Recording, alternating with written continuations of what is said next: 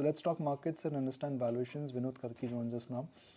The fear of unknown eliminating from the global markets could force a type 1 error in gauging domestic economic activity. Now, for our viewers, it's too technical. So let's understand your market thoughts right now. Hi, Nikunj. Yeah, no. So actually, the technical term it makes it look as if it's some complicated thing. Only the basic thing is, the global uncertainty of something could happen beyond what's happened. So we had these some of the bank failures in US, and then in Europe, what happened, the merger. So you race back in time, you suddenly start thinking what happened in the past when bank failures has happened. So suddenly it opens up a Pandora's box. Anything could happen, kind of a thing, because we have seen the global financial crisis, what happened after that. Okay. But so the contexts are different this time around, in the sense that we are at the peak of the leveraging cycle at that point in time. And these banks had piled upon toxic assets, and that fell apart, and everyone was impacted. But this time, if you look at it, what is happening is the larger banks are actually getting stronger. They are seeing a massive shift in deposits from those weaker banks to the larger banks. So the big banks, which actually matter for the markets, are actually getting stronger, basically. So, and we are not in a stage where we are in an overheated economy, as it was in the past, and banks are not holding toxic assets. So, so I think that it's a little different, but the fear is there of something might happen like it happened last time.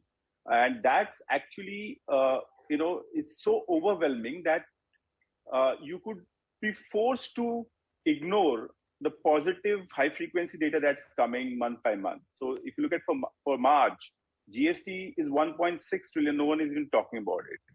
And that's not the March effect, because that will show up in April, right? It comes with a lag.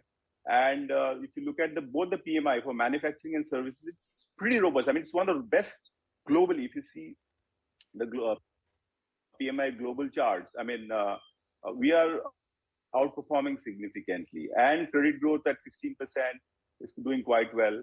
So overall power demand and other things, we are seeing steel, cement in the domestic market, they're looking pretty robust. And the real estate cycle, that's one of the best in several years that we are seeing.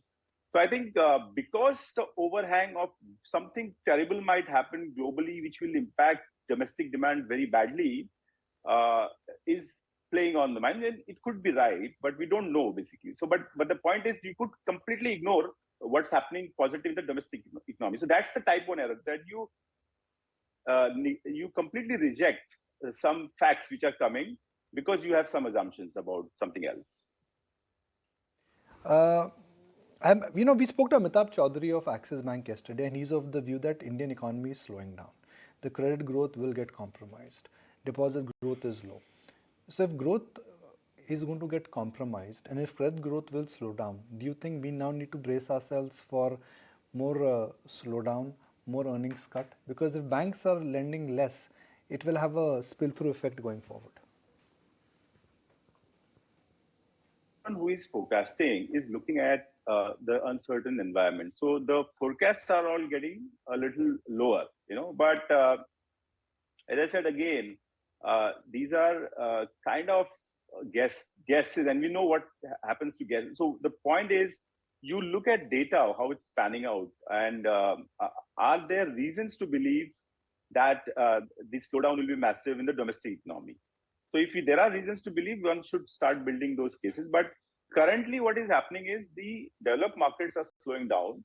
So obviously the export side of the economy, that will show weakness. So that part of the economy will be impacted. Stocks which are there in those segments will see slowdown. But all high frequency indicators for domestic economy seem to be quite robust in the economy. I'm not saying they're just in a bull market or something like that, but they're quite robust as of now, as we speak. Then, Vinod, what is the market analogy and what's the market thesis? Sectors that you're still bullish on, recommend buying even at the current levels, or for that matter, what is it that you're avoiding in the market right now? Yeah. So clearly, as I said, where there is growth risk, which is sectors and stocks which are exposed to global demand, clear risk over there. But what we are observing is the domestic economy in terms of the capital-intensive sectors, which is basically your be it your capital goods, utilities, commercial vehicles, and pockets of discretionary consumption where we are seeing the resilience going on. It's not up all round where consumption is picking up all around, but there are pockets of overall. So financials is clearly a case where, so for financials it is three-pronged strategy. It's basically you look at the NPA cycle, you look at the credit growth, and you look at the margins. So I think as of now, I mean, if you look at a forecast, FY24 will be the bottom of the decadal downshift in NPAs, and so on that front it's fine.